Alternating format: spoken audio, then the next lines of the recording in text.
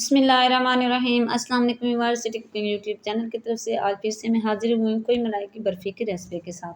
आज मैं आप लोगों से शेयर करूँगी कि किस तरह आप आधा किलो दूध से खोई मलाई वाली बर्फ़ी बगैर खोए के, बगैर कुछ दूध के, आधा किलो दूध से तकरीबन 1.5 किलो बर्फ़ी बना सकते हैं। यकीन करें, अगर आप मेहमानों को भी पेश करें तो भी कोई ये जज नहीं कर सकेगा कि ये आपने घर में बनाई है।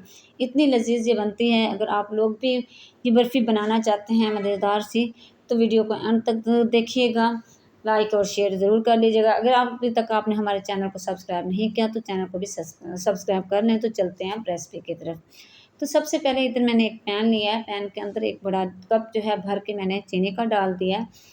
तो इसके नीचे फ्लेम मैंने ऑन कर दी है और मैंने इसको मीडियम फ्लेम पे ही रखा है।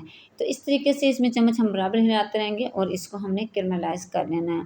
तो आप देख सकते हैं इधर हमारी जो है चीनी कैरमलाइज़ होना शुरू हो गई है। तो इसमें हम चम्मच बराबर हिलाते रहेंगे। तो हमने इसको इस तरीके से कैरमलाइज़ करना है। तो चीनी हमारी कैरमलाइज़ होना शुरू हो गई है। तो इसको हमने इस तरीके से ब्राउन सा कलर देना है, हमने इसको जलाना नहीं है। तो ये देखिए हमारी चीनी जो है सारी कैरमलाइज़ हो चुकी है। तो हमारा इसका कलर भी ब्राउन हो चुका है। तो अब मैं इसके अंदर डाल दूँगी, ये है मेरे पास आधा किलो दूध, एक बड़ा गिलास भर के वो मैंने इसके अंदर डाल दिया है। तो आप देख सकते हैं कि जैसे ही मैंने इसके अंदर दूध डाला है तो हमारी कैरमलाइज़ की हुई चीनी जो है वो नीचे सारी बैठ गई है, जम गई है।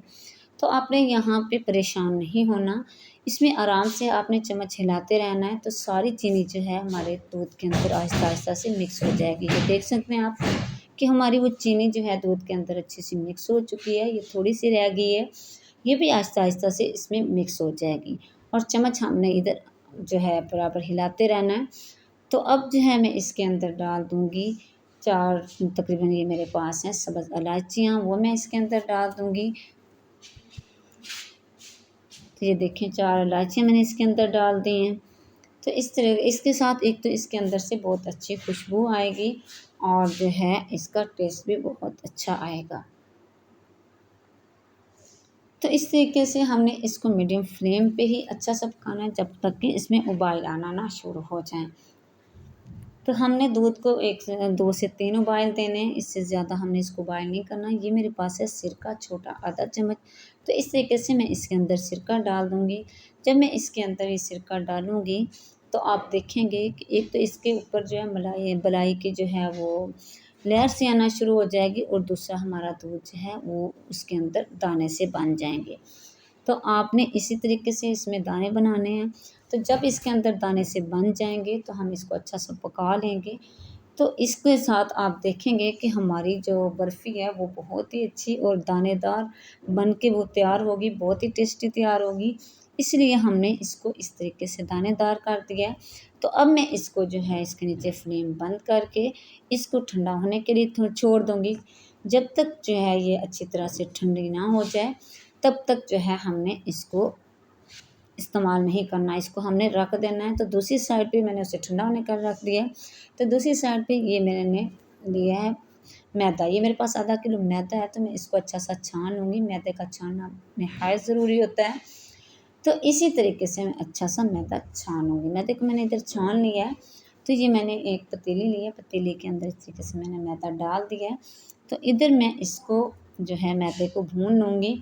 इसको ज़्यादा नहीं पकाना, इसको इतना पकाना है जब तक कि इसका कलर जो है गंदम के आटे जैसा आ जाए।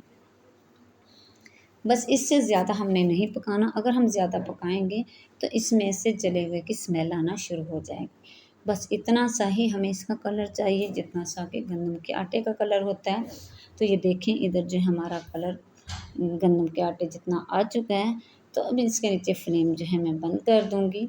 तो इसके अंदर जो वो मैंने कैरमलाइज़ किया था चीनी को और उसके अंदर दूध डाला था और उसको मैंने दानेदार बना के रखा है, वो मैं इसके अंदर थोड़ा-थोड़ा करके डाल दूँगी इस तरीके से करके और इसको अच्छा सा मिक्स कर लूँगी।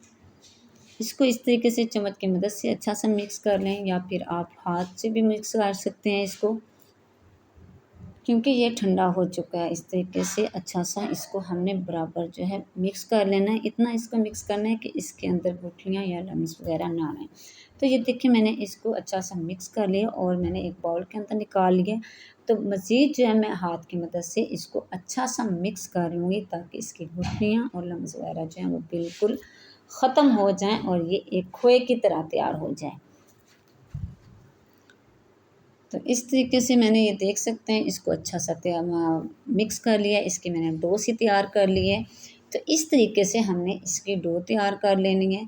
तो अब मैं इसको कर दूँगी साइड पे। तो ये मैंने एक खूबसूरत सा शीशे का बाउल लिया है। तो सबसे पहले इसको मैं घी की ग्रेस दे दूँगी। आप कोई सा भी बर्तन ले सकते हैं, लेकिन उसको सबसे पहले आपने घी की ग्रेस देनी है। और ये मेरे पास कटे हुए बादाम हैं।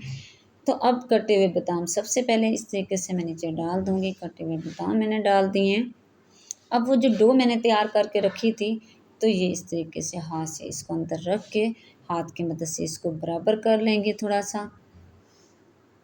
तो फिर इस तरीके से चम्मच के साथ इसको बराबर कर लेंगे। अगर आपके पास ऐसे का चम्मच ना हो तो आप कोई सा भी चम्मच ले सकते हैं, या कोई और बर्तन लेके आप इसको बराबर कर सकते हैं, नहीं तो आप हाथ से भी इसको बराबर कर सकते हैं। तो इसको हमने इस तरीके से चम्मच के साथ अच्छा सा बराबर कर लेना है। ये देख सकते हैं आप कि हमारी डो जो है बराबर हो चुकी है। तो अब मैं इसके ऊपर लगा दूँगी ये कटे हुए बादाम, और ये पिस्ता बारीक-बारीक सा भी मैंने काट के रखा था, ये भी मैं इसके ऊपर खूबसूरती के लिए लगा दूँगी और टेस्ट के लिए भी। तो और फिर उसी चम्मच के साथ थोड़ा-सा इसको दबा देंगे ताकि ये इसके अंदर तक जो है अच्छे से लग जाएँ। तो ये देख सकते हैं, तो इस तरीके से मैंने सारा इसके ऊपर जो है बादाम और पिस्ता लगा दिया। तो ये इधर मैंने ट्रे ली है।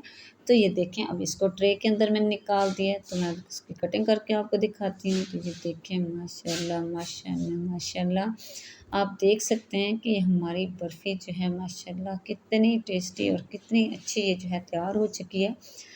जी, मैं आपको तोड़ के भी दिखाती हूँ। इस तरह से बर्फ़ी बनाएँ, खुद खाएँ, घर में बच्चों को खिलाएँ, मेहमानों को दें, तो कोई भी ये जज नहीं कर सकेगा कि आपने घर में बनाई है। उम्मीद करूँगी कि ये आज की रेसिपी आपको बहुत पसंद आई होगी। अगर रेसिपी पसंद आई है तो इसे लाइक करें, शेयर करें, सब्सक्राइब करना ना भूला करें, ताकि आने वाली हर नई वीडियो सबसे पहले आप तक पहुँच सके। दुआ में याद रखिएगा। सिटी कुकिंग यूट्यूब चैनल की तरफ से अगली वीडियो तक के लिए अल्लाह हाफ़िज़। अस्सलामु अलैकुम।